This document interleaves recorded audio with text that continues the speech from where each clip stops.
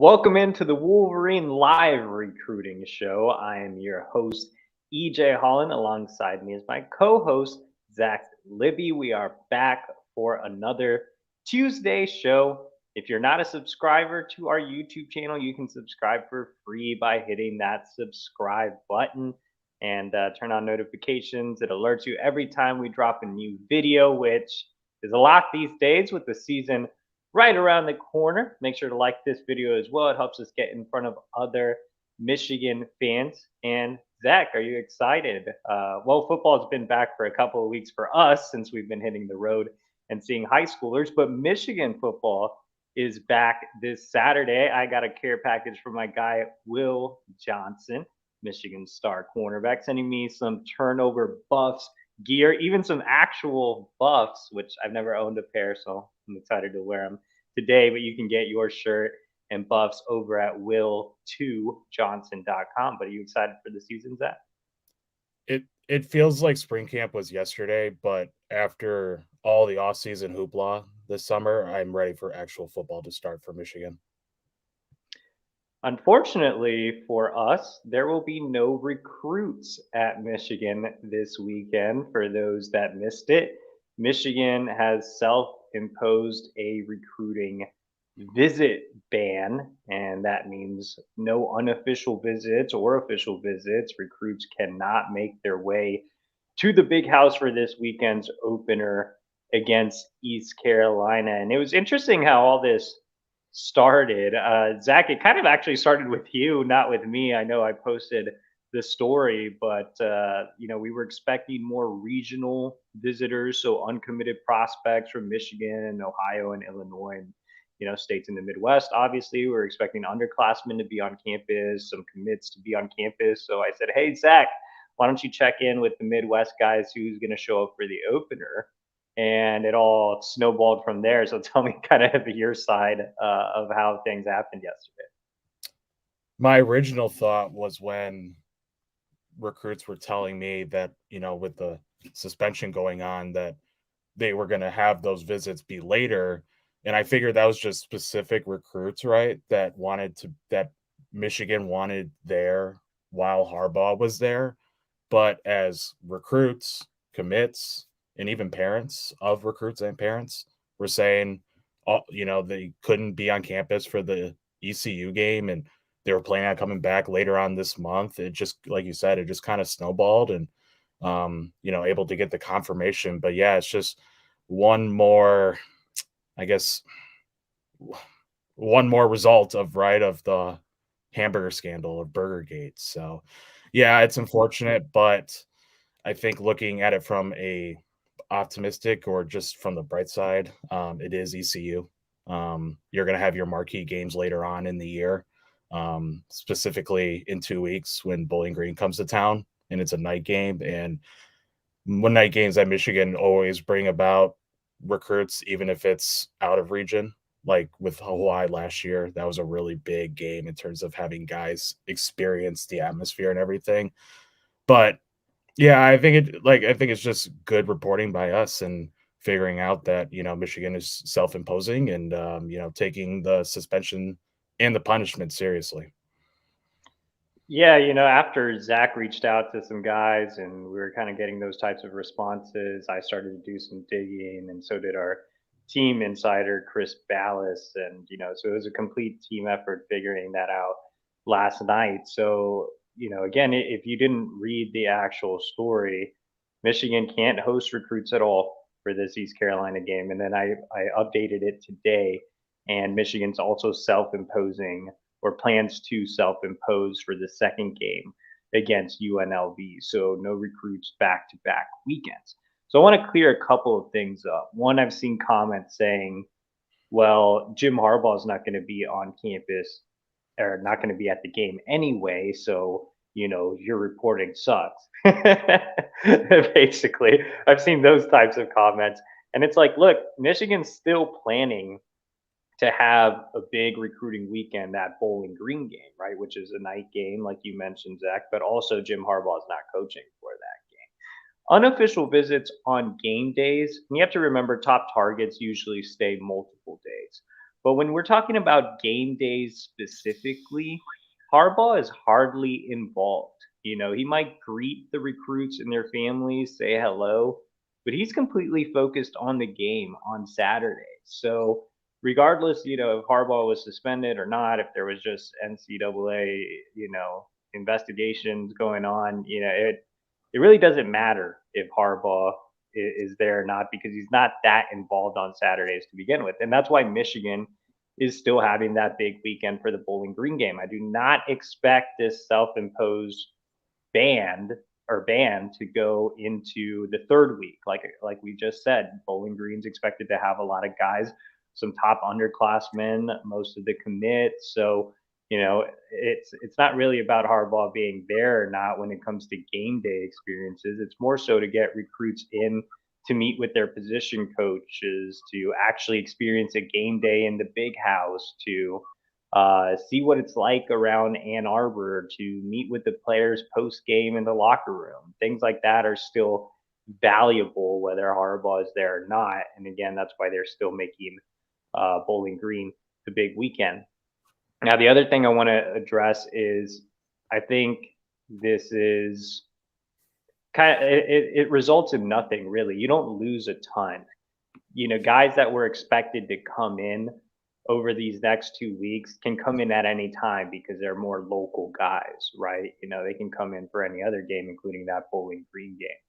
On top of that, if you're going to have two games where you self-impose a recruiting visit ban, these are the two games to do it, right? UNLV, East Carolina, both afternoon games, not expected to be really competitive games either. At least Bowling Green, which I don't think will be competitive at all, is a night game. You're still going to have all eyes on the big house. It's still going to be a really good atmosphere.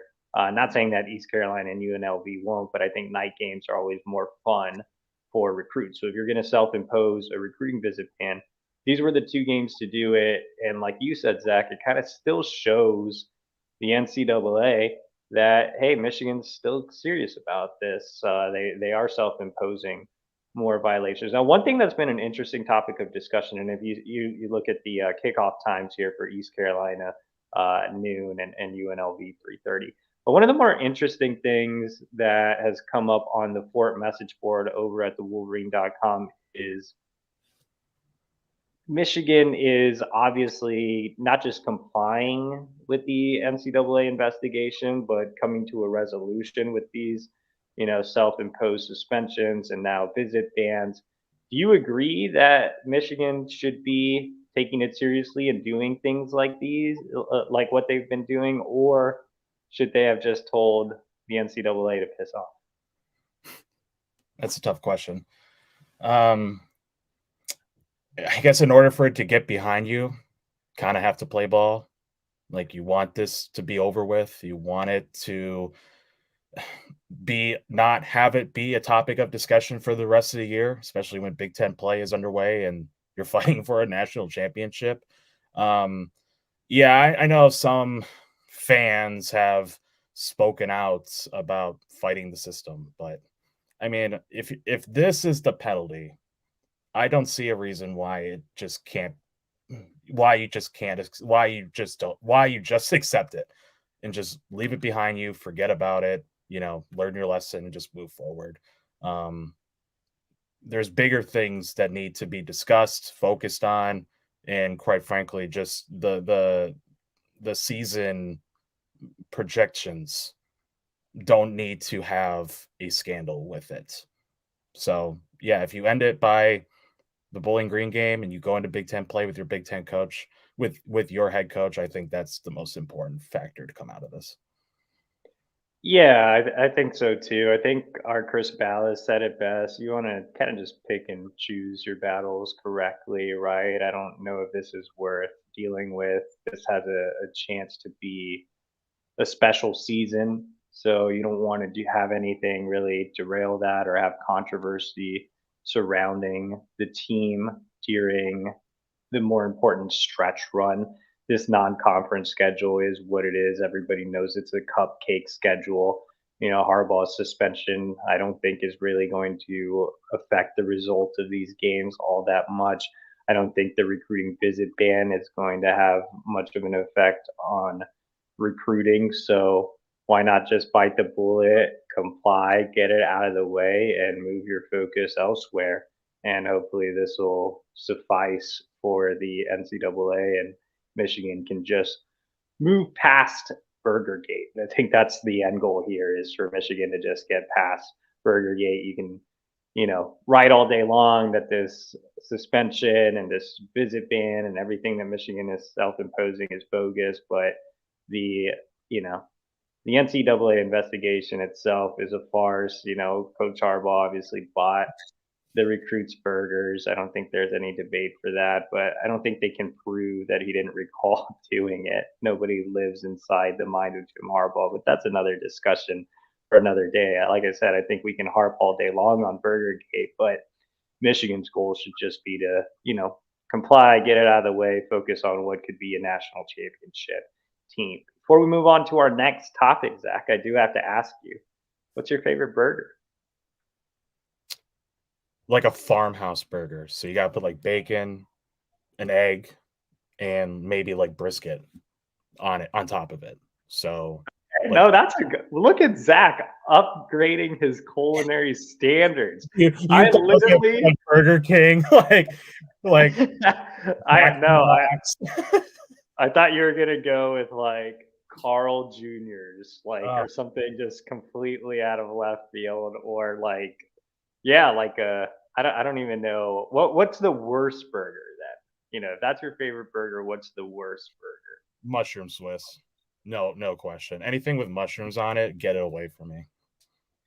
Mushroom Swiss is actually very good, but I like Zach's farmhouse burger. I would say the worst burger might be it might just be McDonald's, man. Like I'll eat the nuggets, but I can't stand the burger. Like I feel like Carl Jr.'s is kind of down there, and yeah, Burger King's okay. I feel like Burger King's really gone downhill in recent years. I had it for the first time in like 5 years, like last month, because it was the only thing open, and I was like, man, this does not taste like it used to taste. So, not Have you sure. tried the McDonald's menu hack with their burgers? I have not. And look, blank name says Zach is right. Shrooms are the worst. They're not, man. I make a mushroom risotto, homemade mushroom risotto. It's actually very good. So I've grown into I didn't like mushrooms to begin with, but my wife forced me to start eating mushrooms, and now I'm a mushroom fan. I use it on everything. Make a little pizza, make a little pasta, make the risotto.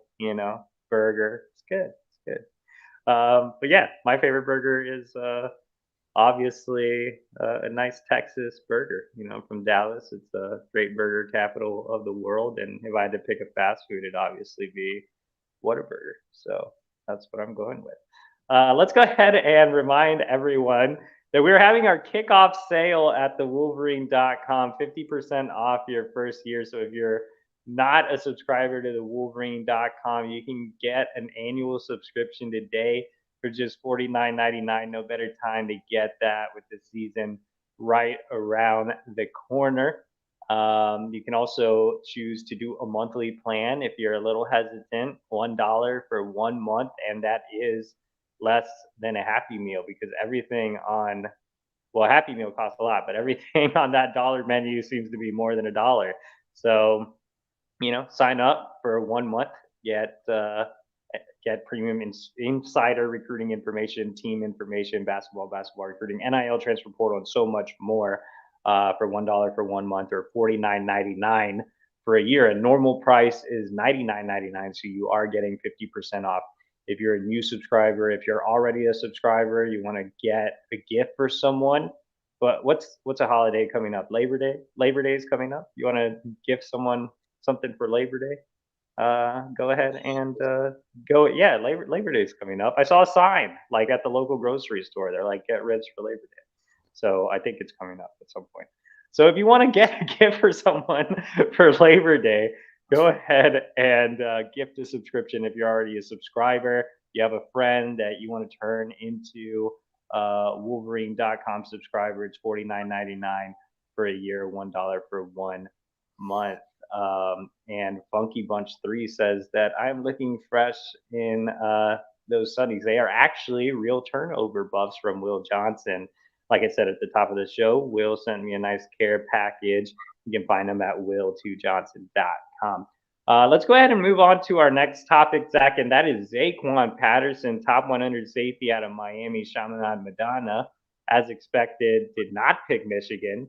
Unexpectedly, sided with Miami after the buzz was Florida State going into the decision. So Patterson commits to Miami, which was the leader for a long time before Florida State made a push. Michigan was always in there, Auburn was always in there.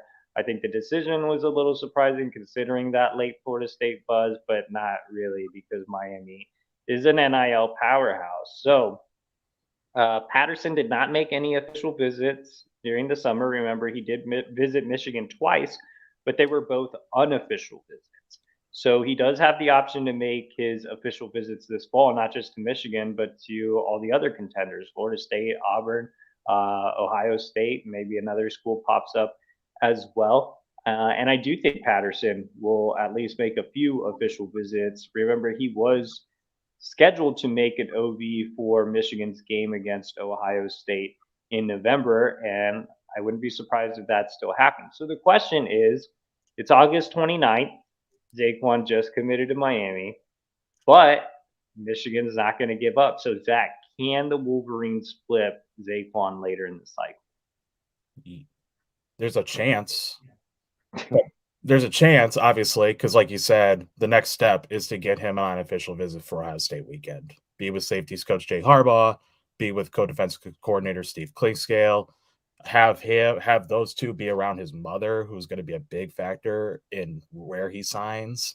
Have him get a complete breakdown of where he could fit in the secondary, get the Empower presentation, have him experience the game day atmosphere, something he hasn't done since the Penn State game last year. We all know that 2025 cornerback commit Chris Ewald and his family are going to be at that game. We're expected to. So that's the one where you have your chance. I think the other reason for a little bit of optimism is he's gone on the record, right? Zaquan has gone on the record in saying that he's still interested in taking that official visit. He's also mentioned Auburn too. So that gives me indication that, he still wants to hear what Michigan has to say. And I think the family still wants to hear more too. So yeah, I think it's also interesting too that Florida State hasn't been mentioned since he committed. It's only been Michigan and Auburn.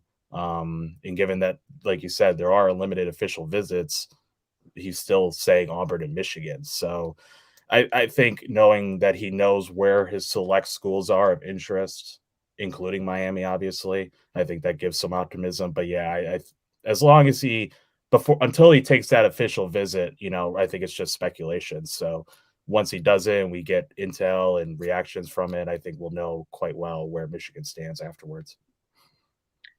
Yeah, even though Florida State hasn't been mentioned, and it's such an odd situation with Florida State gaining all that momentum out of nowhere and then fading and not being mentioned at all. Recruiting is kind of a weird game, especially in the NIL era. So I definitely wouldn't, dismiss Florida State at all. In fact, I would still think behind the scenes that Florida State is the biggest threat. With that said, Michigan has been a constant in this recruitment. I do expect the official visit to happen for the game against Ohio State. I think you get them in the big house, have them experience that game, hope to pull out a victory for the third straight year against the Buckeyes and really rebuild momentum with him.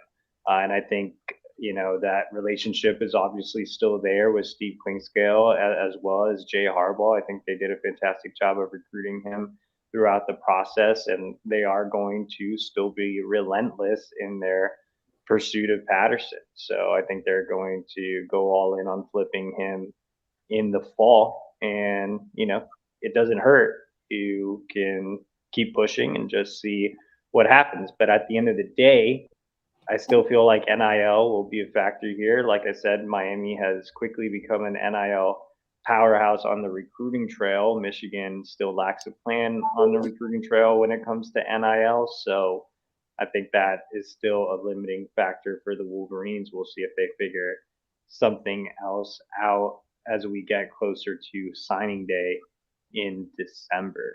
All right, before we talk about our time on the road, and we'll highlight guys like five-star quarterback Bryce Underwood and top 100 cornerback Alex Graham, as well as a handful of commits, I do want to give a shout out to our sponsor tonight, Lewis Jewelers. Lewis Jewelers has been serving Ann Arbor and Detroit since 1921. Lewis Jewelers' reputation and continued success stems from their belief that a successful jewelry store is built on integrity, quality customer service, and quality products.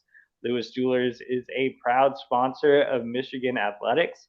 To ensure every client that walks through their doors or peruses their virtual store is taken care of, they have a non commissioned trusted advisor team that's always ready to provide professional experience, advice, and expertise. No pressure, no commission. Located in the bustling city limits of Ann Arbor, Michigan, Lewis Jewelers proudly serves Ann Arbor and surrounding southeastern Michigan communities by providing an exquisite selection of fine jewelry as well as excellent customer service to its residents and visitors. Visit them at their new location, 300 South Maple Road in Ann Arbor, or online at Lewis Jewelers. Get your wife a gift, get yourself a gift, or anybody to have a large selection of fine jewelry, including that golden dog tag, those earrings, or if you want to spend big, go get an engagement ring from Lewis Jewelers. You can find it all at lewisjewelers.com or by visiting their store location. So thanks again to Lewis Jewelers. And yes, the punter, everybody noticing the buffs tonight, man. Yeah, season's right around the corner. Will Johnson, will2johnson.com for your turnover buffs. All right, Zach, let's dive into our time on the road. And nobody saw a bigger prospect than you. Everybody wants to know about Bryce Underwood. Five-star quarterback out of Belleville had an elite throw to win the game against River Rouge last week. Zach was there, captured it on film, saw Underwood put on a show. Zach, what were your thoughts on his performance and where the Wolverines stand?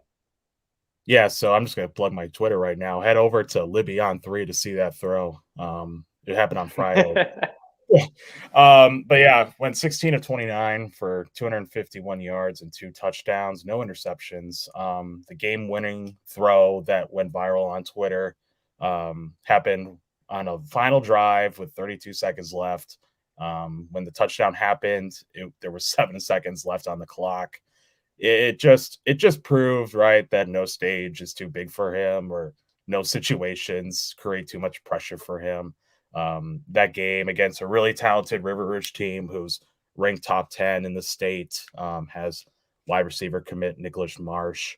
Underwood really showed his arm velocity, his strengths, his ability to put the football in tight windows, his dual threat ability when tucking in and running, and really just most importantly, possibly, right, leading a team through adversity because Belleville has won 26 straight games, including to the last week. So just the pressure of that and the what happened on that throw, I think is just why he's so generational. In terms of his recruitment, right, January 6th, the tentative commitment date with Michigan, it's just a matter of keeping your foot on the gas and preparing an NIL package. I know we reported last week that with Underwood, that talks with Underwood about potential earnings with his at Michigan with his name, image, of likeness have not only happened, but they've progressed really well. I think we all kind of agree that Underwood is going to make money at any school that he plays at, right? Like he's just that good and has a great brand behind him. So I don't know. I don't want to say that Michigan needs to be the highest bidder, but they have to be competitive at least, right? So, and I say that just because there are far more factors than NIL, right? With Underwood's telling us earlier this month that he wants to see how the offense rolls when the quarterbacks are the focus, right? He wants to see JJ throwing the ball. He wants to see him taking over the offense. He just wants to see the passing game be a focal point. And I know Michigan has talked about that in press conferences this week. So, yeah. So if you pair a nice NIL package with everything that we also know, with Underwood's relationship with Kirk Campbell, quarterback's coach, who has also gone out of his way to build communication, like a solid line of communication, and just as good of a relationship with his parents, his inner circle, his recruiting handlers, like include his quarterback's trainer, Diamond Dooley. Like, that's a big factor for Michigan. It's a huge deal considering that you're going to go up against LSU, whose coaching staff has led the way with quarterbacks coach Joe Sloan and head coach Brian Kelly, and the supposed NIL package that will be offered by them.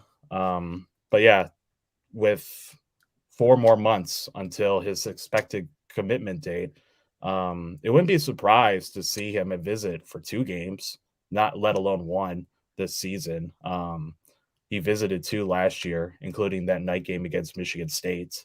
Michigan has a pretty solid home schedule that they can bring in Bryce and have him be the marquee visitor, whether that's as early as Bowling Green under the lights, the other night game against Purdue in November, Rutgers, the first Big Ten game, and obviously Ohio State. So I fully expect him to come in for at least 1. Whether or not one or more than 1 happens is we'll see. But we also fully expect him to visit LSU at least once, and their home schedule includes, Arkansas and Mississippi State, and I'm sorry, it includes Alabama and Florida and Arkansas. So if there's one game that he would love to attend, I know it'd be that Alabama game. So yeah, we'll see what happens. But again, it's just keeping your foot on the gas and building on what you've accomplished earlier, and that includes back-to-back visits in July during the open period. Definitely. I was on the On3 National show.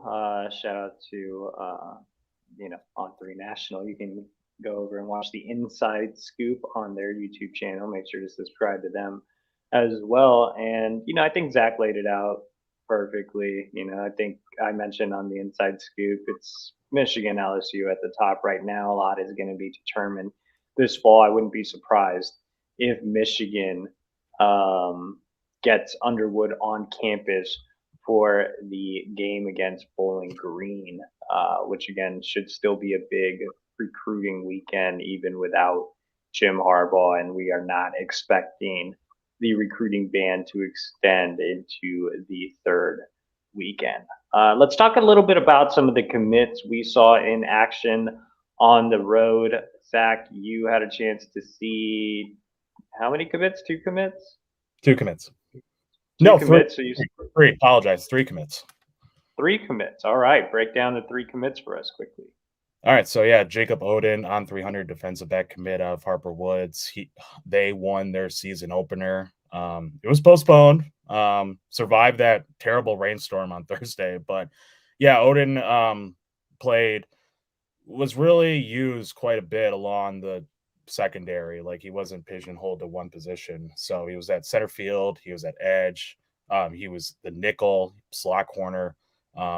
Really good frame right now. He's about 192 pounds, 187, a little bit higher than that, 6'1". So comes with a lot of muscle mass to begin his senior year. A lot of expectations for him as well. I think the minimum for him is to make All-State. He played, in terms of watching him for the first time live with pads on since last September. I think I'm really confident in him having success at Michigan as a nickel, right? In terms of him being a stout run support defender, his ability to shed blocks against wide receivers and even tight ends, and just having a hit stick. Stony Creek really ran the ball quite a bit and had a really big offensive line, and Oden and Harper Woods really found a way to stop it on the road too. So that was big to see. And then I also saw on 300 linebacker commit Jeremiah Beasley out of Belleville. Beasley probably was the player of the game before Underwood's pass, but yeah, he had 2 rushing touchdowns, about 80 yards rushing on less than 10 carries. Defensively, he had a few tackles and a sack and quite a bit of quarterback hurries. Yeah, he's another one who, I we've both seen him quite a bit, right, on the 7-on-7 circuit and how well he plays in pass coverage in a game, right? I think that just translates so well to what he's done with sound mind, sound body. He can cover the flats, he can cover the curls. He has great awareness. He can run sideline to sideline. And that's just not even including his run defense. A downhill linebacker, um, someone who's put on a lot of muscle definition and, like I said, a lot of mass in order to get leverage against bigger offensive line and just fill gaps. So yeah, in terms of his fit on defense, I think he'd be great at the will spot. And then the last one I saw was Ted Hammond, the 3-star defensive line commit out of Cincinnati St. Xavier. Hammond had a couple of tackles and a sack. He mostly took all of his reps at the nose tackle. That's not going to be his position in college.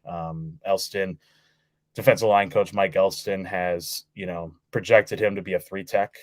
Currently, he's 275 pounds, and Michigan is talking about putting him at least 20 pounds on him once he gets to camp next year. So, yeah, I think him as a brute, with him having such brute strength, I think adding more weight won't hinder his athleticism and just how he gets to the quarterback. A couple of things I liked about him was just, his ability to play different roles on the line. Like he played 4-eye as a 5 technique. He played outside shade of the offensive tackle. So he's one that really you can use a lot from him. And he reminded me quite a bit of Brooks Barr, the freshman defensive tackle. I think they're in the same mold, despite Brooks having a little bit of a height difference. But in terms of how they play, and I know we both saw Brooks last year, I think their similarities as just guys who are loyal followers to Elston, but also guys who just love the game of football and love what Michigan can provide them. I think they're just they're so easily comparable. And I think the same goes for Michigan defensive line commit, 2025 Michigan defensive line commit Bobby Kinka. So, yeah, I think Hammond's going to be one that could be a projected starter in a few years. He just needs to get some development under him. But with a guy like Mike Elston, who, like I said, Hammond loves to death, I think that process will go faster than expected. So I saw one commit. I saw 2025 linebacker Mantrez Walker out of National Powerhouse Buford, one of the more debated commits for Michigan, regardless of class, not only from a rankings perspective, but also will he stick? I think that's everybody's question is will Mantrez Walker end up signing with Michigan next year? And I'm not sure, man. Michigan obviously did a great job of offering him early. They accepted his commitment in February. They've been trying to build a pipeline at Buford, which again is a national powerhouse. I think I saw today in at least one poll, they were still ranked in the top 10 despite surviving a scare. Over the weekend, a lot of talent coming out of Buford. So, that's a relationship they want to keep. Mantrez Walker himself is a shorter inside backer listed at 5'11, 215 pounds. You saw on his profile that he's not ranked by the industry ranking or by On3 right now, but he is a guy that hits hard. He's really thick in both his upper and lower halves. You see some of the highlights playing. Mallard Creek, the team they went up against, went east and west as opposed to north and south, so he wasn't involved as much. But you see plays like that where he just completely demolishes that kid. That's what caught Michigan's attention. Now, normally, you'd want a little more height from an inside linebacker. He is pretty short. I know he's listed at 5'11. He might be, right at 5'10. So, that's something to watch. But he also has just interest from other schools. He visited Miami in July instead of the barbecue at the big house. Others like Penn State have continued to, be in contact with Walker. as well. LSU has shown some interest. I know he's visited there. So I think he's still very open with his recruiting process right now. So will he sign with Michigan next year? It's definitely not a safe bet. So we'll see. I just posted a story with Walker and direct quotes from him over at thewolverine.com. Like I mentioned, it's $1 for 1 month or $49.99 for a year. And we are running out of time, guys. So if you want to ask a question, hit that donate button, leave us a super chat, and we'll get to your question. If not, you'll have to wait till tomorrow when I'm back on the YouTube show answering all questions. But for me, it was more so just seeing underclassmen. I saw 20 underclassmen recruits with Michigan offers this past weekend. So quite a bit. I had an entire rundown over at thewolverine.com. Just quickly hitting on a few targets, and then I'll throw it back to Zach as well. But some of the biggest targets I saw were top 100 cornerback Alex Graham out of IMG Academy by way of Detroit Cass Tech. So Alex Graham is a Midwest native. He just transferred to IMG this offseason. He's ranked as the number 3 athlete in the country, number 53 overall prospect. Michigan has a 90.1% lead on the on-3 recruiting prediction machine. And I do feel strongly about Michigan's chances here. He has a great relationship with Steve Klingscale. Obviously, being from Detroit helps out a ton. He's very familiar with the program. He grew up around Michigan. So with Michigan making him such an early priority, I think the Wolverines are in a really strong spot. With that said, you do have some of the NIL powerhouses really making strong presses as well. He mentioned Miami and Oregon. There's a couple of other big contenders in his recruitment. So we'll see how much of a factor that becomes later in the cycle. As a player, I didn't get to see Graham because he was out with an ankle injury. I did see Graham last year, and he was one of the most impressive underclassmen I saw. So I believe in his ability. I know Zach is a big fan of Alex Graham as well, and he is nodding yes. So yeah, that's where things stand with Alex Graham. I saw Justin Baker on 300 running back out of Buford in the 2025 class. Might be Mike Hart's top target on the running back board. And he's ranked as a 4-star by Rivals, just inside the top 300 by On3, despite being a 3-star, 24/7 as a 3-star. I think he's right in that range. I think he's in the high 3-star, low 4-star range. Nothing super special about Baker, but just a guy that consistently moves the chains. He's at his best between the tackles. He's 5'9", 200, so he's on the shorter side, but he's very stocky, has a thick upper body, has a thick lower body, and he's a guy that on Friday night just constantly got 2, 3, 4, 5 yards, 2, 3, 4, 5 yards until he broke open some 10 and 15-yard runs. He did remind me a lot of a mix between Ben Hall and CJ Stokes. He's exactly that type of running back that Mike Hart usually looks for on the recruiting trail. So again, Michigan a priority, Michigan making him a priority, Michigan the leader on the on-3 recruiting prediction machine with a 93.4% chance of landing him. So I like where the Wolverines stand heading into the fall. I think they'll get him back on campus. Georgia is monitoring him. I don't think they're pressing as hard as Michigan, but they are one to watch in case they do. Some other contenders include South Carolina, Ole Miss, Tennessee, and Penn State. And then the last underclassman that I wanted to hit on is on 300 linebacker Anthony Saka out of Philadelphia St. Joseph Prep. St. Joseph's Prep played IMG Academy in battle of two big time powerhouses. It was a really good game, came down to the wire, but Saka, I think, was one of the most impressive players on the field. He has visited Michigan in the past. Michigan is making him a priority at the linebacker position. He's a tall, long linebacker, and they've tried to land that type of guy dating back to Lander Barton, and I think they kind of got close to it this cycle with Cole Sullivan. I think that Anthony Saka is Cole Sullivan-esque.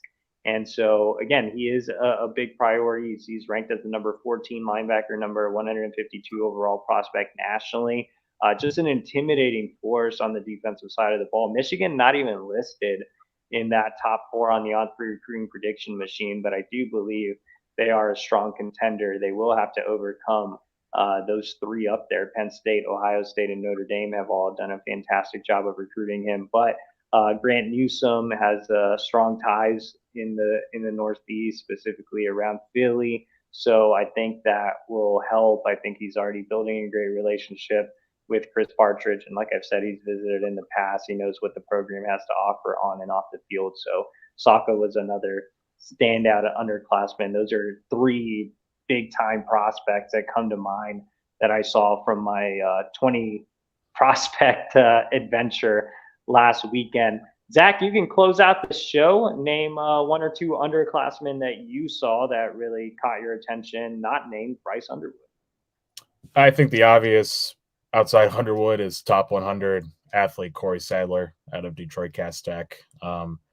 If Underwood wasn't an in-state recruit, I think all of the recognition would be going on to CJ in terms of someone who's a must to keep home for Michigan. He's the only in-state sophomore prospect that was named to On3's 2026 football watch lists. So he's currently the number 22 overall player in the country. He's one who's going to have a significant role for Cass Tech this season. He started at quarterback in their game against Southfield A&T, who's also top 5 ranked in the state. He ran for 124 yards. I think he completed 8 passes for 80 yards.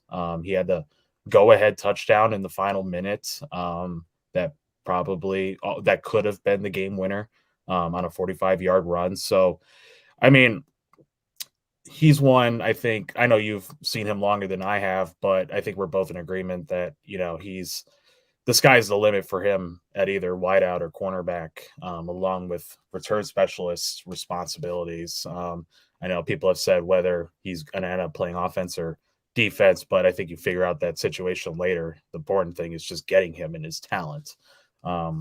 Michigan obviously stands out early. They hosted him for 2 unofficial visits in last season against Penn State and Michigan State. He actually went back in March with some of his Cass Tech teammates to watch spring practice. Michigan State is also one that he's looking into a lot just because it's the home state school and they're recruiting him just as well. Ohio State is one to look out for. And, he's this offseason, he's gotten a national recruitment. Like he's picked up quite a bit of notable offers like Oklahoma and Miami. So, yeah, he'll be one to look out for in the coming years and even now. But, yeah, he said on Saturday after the game that future visits to any schools in the mix haven't been planned yet. And I don't know. He doesn't know when he will. His focus is on the team and getting back to his state championships. So, yeah, if he does visit, I think it wouldn't be a surprise to see him at the big house for the Ohio State game. And then I'll leave it off with another prospect, 2025 3-star interior offensive line target, Tucker Caddis out of St. Xavier, same school as Ted Hammond. Tucker is the son of former Michigan great Eric Caddis, who played with Jim Harbaugh in the 80s. He had a Michigan offer. He picked it up in January. His last visit was in January for one of the junior day events, and he did express his desire to come back, whether it's for a game or later on. Being a legacy and having him for a visit has Michigan second on the On3 recruiting prediction machine. Kentucky's in the lead. He has visited there. He's close to Lexington, and then his older brother plays for the Wildcats as well. Other schools in the mix, he mentioned Arkansas, Wisconsin, Ohio State, and a few others. But in terms of him as a player, I really, really liked him. That was the first time I've ever seen him live. We've heard about him, but in a game-like setting, I think he'd be great on the interior. Really, he moves really well for his frame, like a bigger bodied against Detroit King, another elite program in state. He was instrumental in stopping and containing King's pass rush, both of their pass rushers. And Xavier Newsome and Willie Fletcher both have Michigan offers, so that was a good battle to watch. But Yeah, he's physical at the point of attack, great at run blocking. Like I said, moves his feet, drives to second level, and he's quick off the snap. So I would like to see him come back for a game. I think he's someone that Michigan should keep in the mix and as a top priority for the 2025 board when it comes to guards. Awesome. So for more coverage from the road, make sure to head over to thewolverine.com. You can subscribe today for $1 for 1 month or $49.99 for the year. Like this video and subscribe to our YouTube channel for free. I will be back tomorrow to answer all your questions. So make sure to join the chat tomorrow and get your questions in. All right, guys. Looks like Zach is having an allergy attack, so it's time to get out of here. We will see you, or I will see you tomorrow. Zach will see you next week.